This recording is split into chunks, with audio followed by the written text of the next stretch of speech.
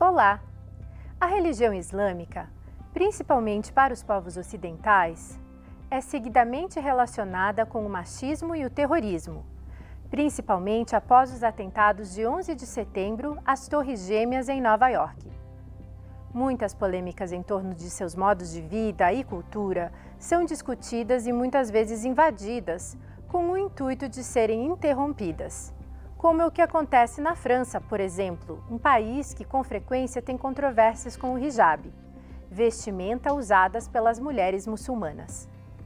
A mídia também é colaboradora para a distorção do que o hijab representa e do papel da mulher dentro da cultura e da religião islâmica. O livro Faces do Feminismo no Islã, de Isabel Marinho, traz o ponto de vista de 5 mulheres brasileiras, muçulmanas e feministas, que quebram os estereótipos e compartilham suas experiências com a autora. O livro é resultado do trabalho de conclusão do curso de jornalismo de Isabel, feito na Universidade Presbiteriana Mackenzie. Este é o assunto do MAC Entrevista de hoje e a nossa convidada é a jornalista e escritora Isabel Marinho. Eu sou Suelen Romani e o MAC Entrevista está começando. Oi, Isabel, muito bem-vinda ao MAC Entrevista de hoje. Eu primeiro quero te agradecer por a sua disponibilidade de estar aqui com a gente hoje e ter essa conversa comigo. Muito obrigada a você, Suelen, pelo convite. É um prazer para mim estar aqui. Por que você escolheu esse tema para o seu TCC? Bom, feminismo para mim sempre foi um tema muito fácil de falar. Eu sempre gostei muito de falar de minorias no geral, então gostava de falar sobre feminismo na faculdade, quando eu tinha oportunidade. O Islã sempre foi uma religião que eu tive curiosidade, apesar de não pertencer, então eu vi a oportunidade no TCC de abordar 2 temas que eu tinha ali uma certa afinidade e juntar de uma forma única, né? Uma forma que não é abordada normalmente pela mídia. E você é uma feminista? Sim, eu sou feminista, me considero feminista, porque eu acredito que a gente não chegou num par de igualdade que a gente merece na sociedade hoje, então a gente precisa ser feminista para lutar, para conseguir nossos direitos. Bom, eu quero entrar um pouco na conversa agora do seu livro e começar te perguntando, logo de cara, sobre o Islã. Eu quero saber quais são os princípios do Islã. Todo muçulmano, ele tem alguns pilares a seguir dentro da religião. O principal, o primeiro, é acreditar em um único Deus. Alá, ele tem vários nomes, mas é acreditar em um único Deus, que ele é o verdadeiro Deus, ele é digno de adoração. Quando você é muçulmano, você tem que rezar 5 vezes ao dia. Se você tiver a oportunidade, uma vez na vida, você tem que fazer a peregrinação a Meca, você tem que cumprir com Ramadã, com caridade. Então, tem certos pilares que todo muçulmano tem que seguir, independente da vertente que ele esteja inserido, que ele se identifique, sunita, xiita ou outra. Por que a escolha do uso da palavra Islã ao invés de islamismo no seu livro? Eu queria que você explicasse a diferença disso. Isso é uma dúvida de muitas pessoas, porque no Brasil a gente usa o sufixo ismo para remeter a cristianismo, budismo e outras religiões. Só que quando você atribui isso à palavra Islã, na verdade ela toma um caráter político, porque aí você está falando de um movimento extremista, de um fundamentalismo religioso, no caso que são grupos que eles pegam o Islã para justificar os atos deles que são extremistas. Então, por isso que se fala, o preferível é Islã, porque você está falando da religião em si, da essência de tudo que ela prega. Quando você fala islamismo, por mais que você não queira soar de maneira errada, você está remetendo a uma coisa que o Islã não prega. E após os atentados de 11 de setembro, essa palavra ficou ainda mais polêmica do que ela é ou era de costume. Sim, as pessoas já tinham essa dificuldade de entender a religião e quando acontece o 11 de setembro, a comunidade islâmica todinha, ela sofre muito com isso, não só as mulheres, os homens também. Então tinha agressão verbal, a comunidade chora. Eu tenho um relato de uma entrevistada que ela ia às mesquitas aos sábados, no caso às sextas, desculpa, e ela via a comunidade toda chorando, porque era uma agressão muito grande. As pessoas tinham um preconceito, já existia um preconceito, né? Mas quando teve o atentado, as pessoas, sabe, não precisava você falar alguma coisa. As pessoas já te olhavam feio, então era algo difícil de lidar. E isso só aumentou, porque depois do 11 de setembro, a mídia começou a intensificar a imagem da mulher muçulmana como dançarina do ventre, não sei o que e tal. E isso foi tirando o caráter do que é a mulher muçulmana, como ela se sente.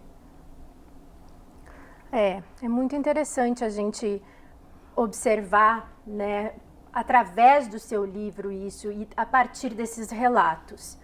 Bem, algumas dessas mulheres que você conviveu durante o trabalho, elas não necessariamente nasceram muçulmanas, mas elas se reverteram ao islamismo. Você pode explicar o termo reverter ao invés de converter, que é o que a gente geralmente usa quando se fala na troca ou na ingressão de alguma religião?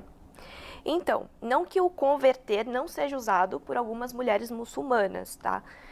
Ele é utilizado sim, mas muitas preferem pela palavra reversão porque elas acreditam que elas estão voltando à origem delas.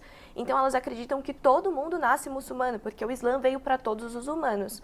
Só que quando ela tem esse processo de redescoberta dela mesma, né, que ela volta para si e ela toma a decisão de se tornar muçulmana, ela está acreditando que ela está voltando ali para o verdadeiro eu dela, ela está se encontrando. Então é algo muito maior quando você fala reversão. E isso me fez querer saber se você ouviu de alguma das suas entrevistadas algo que te marcou. Olha, muitas coisas me marcaram e muitas coisas me fizeram repensar até o meu próprio feminismo, o meu próprio olhar.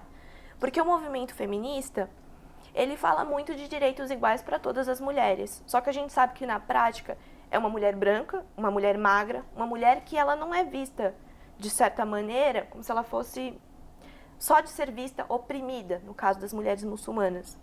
Então, assim, eu começo com muito cuidado o meu trabalho de entrevista, porque eu não quero ofender, eu quero estar ali para escutar. E todas elas me surpreendem a cada passo que o projeto dá. Porque elas falam sobre espiritualidade, mas elas também falam sobre vida, elas dão conselhos ali que você fica, sabe, você fala, nossa, que visão bonita de vida que ela tem. Então, um dos relatos que mais me marcou em relação ao véu, por exemplo, foi da Fabiola, que é uma das minhas entrevistadas, que ela se reverteu, é a questão do intercâmbio que eu te contei, e ela fala que, para ela, o hijab é como se fosse um zíper. Não fazia sentido para ela se reverter e continuar ali, tipo, mostrando a pele dela, porque ela queria se reservar. Ela fala que quando você cobre alguma coisa, você está fazendo daquilo sagrado. Então, assim, não é para os outros, é para ela. Então, ela fala que ela começa, por exemplo, colocando uma calça, depois ela coloca uma blusa de manga comprida, e aí depois ela vai para o véu, e tudo aquilo ali faz parte da vestimenta dela. Funciona como um zíper, então ela se fecha, ela torna aquilo sagrado para ela externaliza a fé dela e é uma forma de resistência também. Porque é uma forma dela falar assim, eu sei que existe o preconceito, mas eu estou dando a minha cara a tapa porque eu acredito nisso. Então ela fala que o hijab dela pode não ser aceito, mas ela fala, ok, eu vou lutar contra isso. Tem uma outra entrevistada minha também, que atualmente ela mora no Líbano. Ela tem família de Salvador. Então, ela fala também, se fosse para eu escolher não ser, como eu posso dizer, para eu não sofrer preconceito, para as pessoas não me tratarem mal com outros olhares, eu poderia não usar o hijab. Porque aí eu teria certeza que eu não teria que lidar com isso.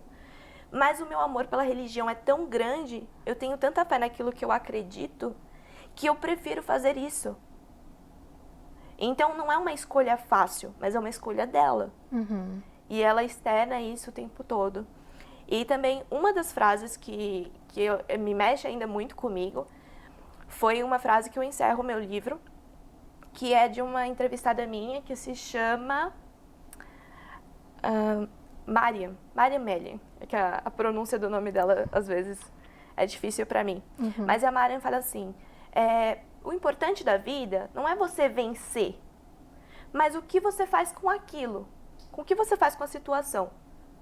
Então, se você venceu ou não, no final não é importante. Mas o que você aprendeu com aquilo, o que você tirou daquilo. E aí isso é algo que faz muito você refletir sobre o lugar do outro, sobre, sabe, a sua posição, se em algum momento você ofendeu, se em algum momento você teve um olhar preconceituoso ou não com alguma dessas mulheres, por ignorância mesmo, por não saber. E você reflete muito no livro inteiro, porque tem isso mesmo. E você fez tudo por internet, porque eu soube que os 2 últimos anos da sua faculdade, né, o que inclui o seu TCC, foi na época da pandemia. Então, foi uma dificuldade, né, porque quando você vai fazer um livro, ainda mais quando é jornalismo literário, você precisa ter uma convivência maior com as pessoas que você vai abordar ali. Mas foi viável, eu fiz o contato majoritariamente pela internet. No caso da Mesquita Brasil, que é uma das principais, eu consegui ir até lá, consegui visitar, tudo com autorização, porque era um período difícil, era um período que não se podia visitar uma mesquita se você não fosse muçulmano. Então, eu tinha que explicar para o sheik, para as pessoas ali envolvidas, o porquê que eu estava fazendo aquilo, qual era o meu intuito com o projeto, e eles me permitiram visitar a mesquita para tirar fotos, para entrevistar o sheik. Então, foi algo bem legal, porque eu também peguei esse outro lado da comunidade, de como é lá dentro. Não só vi, como presenciei ali, eu estava lá. Eu não só vi elas me contando algo sobre a comunidade. Bom, o MAC Entrevista volta já.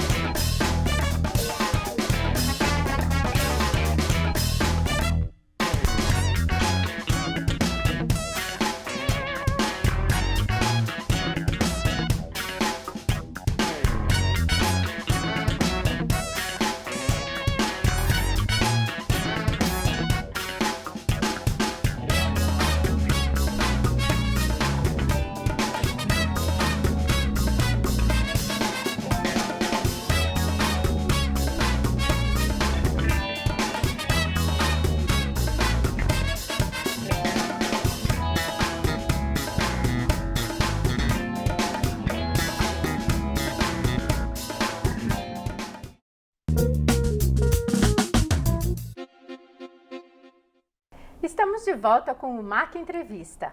Hoje com a presença da jornalista e escritora Isabel Marinho, que conversa conosco sobre o seu livro As Faces do Feminismo no Islã, tema do seu trabalho de conclusão de curso na Universidade Presbiteriana Mackenzie.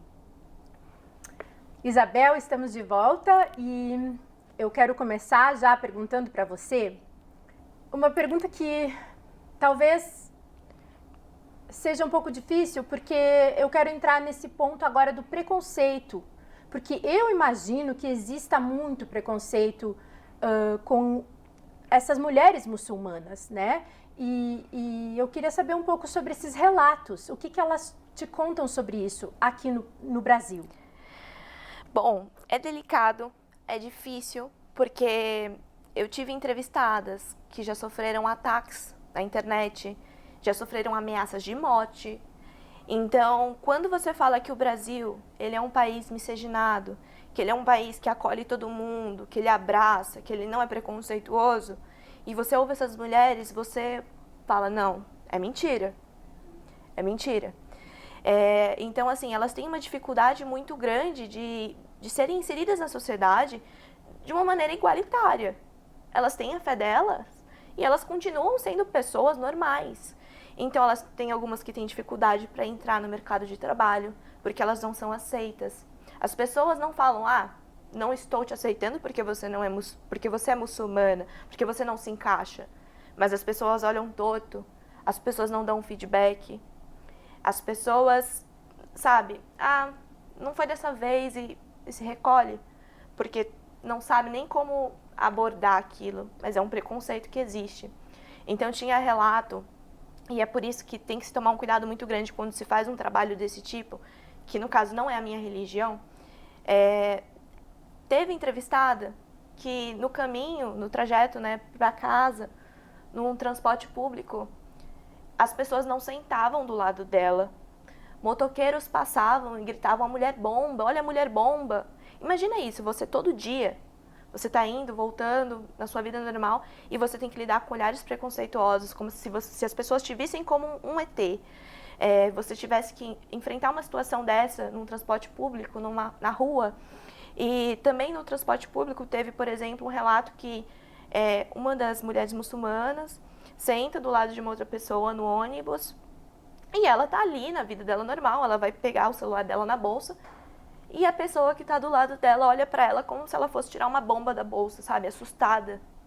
Então, assim, por quê? Por que se criou isso? Por que é dessa maneira? Por que é tão, sabe? É algo que choca você quando você escuta. Porque por mais que você saiba que exista um preconceito, é algo muito maior do que você imagina. É algo que está em tudo. Não está só no mercado de trabalho, não está só nos olhares, está numa agressão verbal, está num ataque, num Twitter, que a pessoa se sente no direito de falar que você é culpada pela morte de não sei quantas pessoas no World Trade Center. Então, tipo, por que você culpabiliza uma pessoa pela fé dela, sendo que aquilo não tem um sentido, sabe, com a religião? Aquilo foi um ato extremista, que a religião não prega aquilo. Eu quero agora focar um pouquinho nas mulheres, nas suas entrevistadas, né? Eu quero saber qual é o foco dessas... Você falou no ativismo e eu quero saber qual é o foco do ativismo dessas mulheres e também como elas atuam.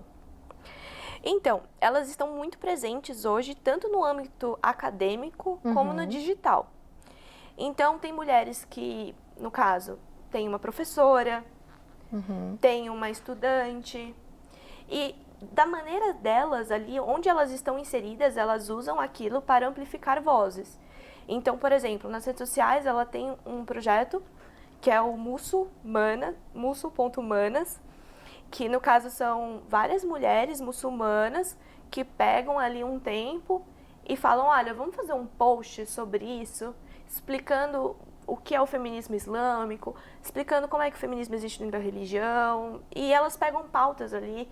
E por quê? Porque elas tentam alcançar o maior número de pessoas possível onde elas estão, nas redes sociais ou no âmbito acadêmico, com grupo, YouTube, enfim, para tentar conscientizar, tipo, o que é a religião, explicar mesmo, sabe? É um trabalho difícil, porque as pessoas têm preconceito, e então, quando você se propõe a falar, nem sempre a pessoa vai estar disposta a ouvir. Mas elas tentam, por meio de canal no YouTube, por meio de Instagram. Tem uma professora que ela está sempre envolvida em entrevistas, sabe? Tudo ali do âmbito acadêmico, ela traz muito essa pauta, porque ela quer justamente mostrar o que é o Islã, o que é a luta das mulheres muçulmanas, por que tem que ser escutado esse assunto. Então, quando vem uma matéria na mídia, por exemplo, que fala que uma mulher é obrigada a usar um véu, usar uma burca, enfim, elas trazem isso para a pauta e elas falam, olha, mas aqui está falando que ela é obrigada. Será que ela é obrigada? O que será que acontece ali? Será que não é uma ação de um grupo extremista? Uhum. Porque existe o grupo extremista. Existe algo muito além da religião que usa a religião para justificar.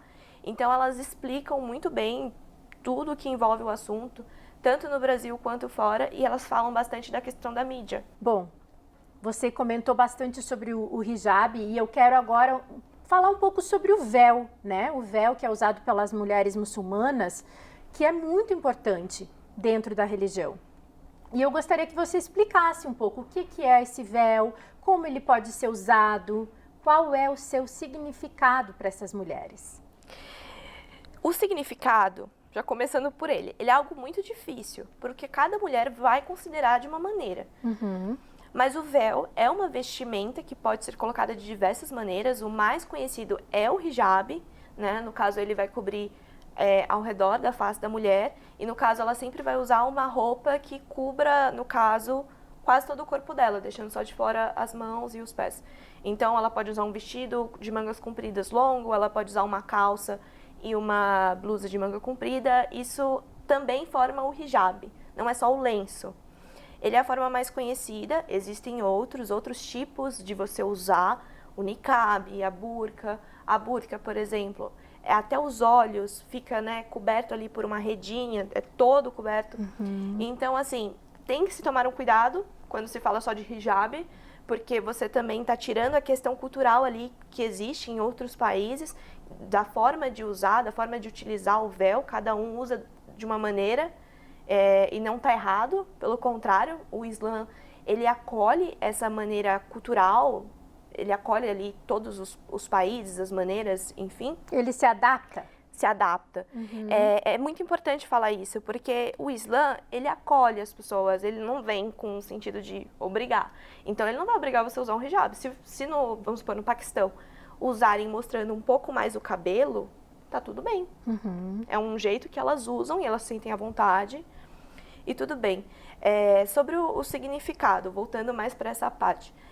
As mulheres falam que é uma forma de externalizar a sua fé, é uma forma de amor, de mostrar no que acredita, de mostrar quem elas são, porque aquilo também faz parte delas. E também existem mulheres que são muçulmanas e não usam lenço, não usam o véu. E aí entra a questão também do livre-arbítrio. Ela não usa porque ela não quer. Mas ela é questionada também porque ela não usa. E ela não usa porque ela não se sente à vontade. Se ela não se sentir à vontade, tá tudo bem. Existe no Alcorão uma passagem que fala sobre o véu, que mostra um cuidado. Então, fala assim, que o véu, ele deve, né, pode ser usado para que tenha uma proteção em relação às mulheres. E até uma entrevistada me traz isso. Tem mulher dentro da religião que entende isso como uma recomendação. Tem mulher que entende como uma obrigação. Mas independente disso, elas vão colocar se elas se sentirem à vontade. Eu sei que você conversou com o Sheikh Mohammed Bukai. Eu acho que pronuncia assim, né? E eu queria saber o que o seu entrevistado fala a respeito do feminismo. Bom, primeiramente foi um prazer conhecer o Sheikh. Ele é uma pessoa super ali influente na comunidade. Ele tem, assim, sabe, uma paz muito grande em falar com você, em te explicar tudo. E o que ele me explica é o seguinte, o que é o feminismo? Se o feminismo, ele for a luta por direitos da mulher, se ele for a proteção com a mulher, o Islã é feminista. Porque o Islã prevê direitos ao voto, à herança, no Alcorão, uma fonte sagrada que foi escrita lá atrás. Então ele fala, olha, se for isso, sim, nós somos feministas. Agora, se o feminismo tiver relacionado a alguma coisa que passe do que a gente acredita, que vá de encontro com o que a gente acredita, a gente vai falar que a gente não é feminista. A gente, sabe? Ele tem esse cuidado muito grande. Então, por exemplo, se for falar de nudez ou de um feminismo liberal, pode ser que o Islã não se considere parte. Ele adapta, inclusive, ele consegue adaptar o feminismo dentro dos seus parâmetros. Porque, assim, desde o início, a religião tem o cuidado com as mulheres. Então, a mulher, no livro sagrado deles, tem a parte que a mulher tem de herança. Tá falando que a mulher tem direito ao voto, que a mulher tem direito a isso, isso, isso, ao prazer sexual, que também é um tabu. Sim. Então, como que uma religião que previu tudo isso para uma mulher que, na parte ocidental do globo, lutou para ter direito ao voto, lutou para poder falar do prazer sexual? Então, é de se questionar. Mas, claro, se em algum momento, algum tipo de feminismo passar do que eles acreditam, do que é ali escrito na religião, que, né, é a base da religião, óbvio que eles não vão falar que eles fazem parte daquilo. Porque eles estariam indo... como eu posso falar? Eles estariam indo contra o que eles acreditam. Porque é muita luta. É luta pelo voto, luta... inclusive para existir, né, nos seus costumes, na sociedade que olha para eles de uma maneira diferente. Sim. Bom, eu quero te perguntar, quais são as suas dicas, então, para a construção e para fazer um TCC? Eu acho que o primeiro de tudo que tem que se levar em consideração é o que você de fato gosta. Porque aquilo que não mexer com você de certa maneira vai ser muito difícil. O TCC, por si só, é um trabalho difícil, é um trabalho extenso que você tem que levar mais cuidado para fazer, leva mais horas, né? Então, é algo que vai mexer com você ali por si só. Mas, se for algo que você gosta, é óbvio que aquilo vai te gerar mais paixão, você vai ficar mais motivado, mais dedicado, vai te impulsionar e você vai. Agora, se você odiar aquilo, você de fato vai odiar o TCC. Vai ser algo difícil de fazer e que no final você provavelmente não vai nem se deixar absorver nada. Então, falar de um tema que você goste, que você considera relevante, explicar bem o porquê que você considera relevante. Se você puder trazer uma visão única, levar em consideração também as suas vivências, porque é isso que às vezes faz um tema ser único. No meu caso, a minha curiosidade com a religião trouxe a oportunidade de uma nova visão sobre a religião e sobre as mulheres. Mas você pode ter alguma história na sua vida que vai te direcionar e você pode falar sobre isso. Tá tudo bem. Não ter medo também de perguntar. Eu tinha muito medo de perguntar na faculdade. E quando chega no TCC, eu encontro um tema complexo, difícil, qual eu não faço parte, para falar, e eu tenho que tomar cuidado para não ofender, para não ter um direcionamento errado. Então, também tomar muito cuidado com isso, com o enfoque que você quer dar. Se aquilo não está indo contra o que você quer mostrar. Porque, assim, às vezes você tem uma atitude que, sabe, não é o que você queria mostrar. E é isso, não tem, assim, muito segredo. Isabel, é um prazer conversar com você. Estou muito feliz de ter te conhecido. Olha, trocar essa experiência com você foi muito legal mesmo, muito valiosa para mim. Eu espero que todo mundo que esteja assistindo esse programa tenha aprendido e possa olhar para esse tema que você trouxe, né, que você pesquisou com tanto carinho e cuidado, uma nova perspectiva. Muito obrigada mesmo pela sua participação no programa hoje. E eu quero te desejar todo sucesso com seu livro, com sua carreira e toda a felicidade do mundo para você. Muito obrigada, Suelen. Para você também, tudo de bom, muito sucesso na sua carreira que está só começando. Muito obrigada. Este foi mais um MAC Entrevista. E para você que nos acompanhou até aqui, o meu muito obrigada.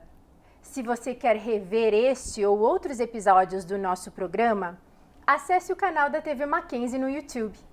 Até o próximo programa!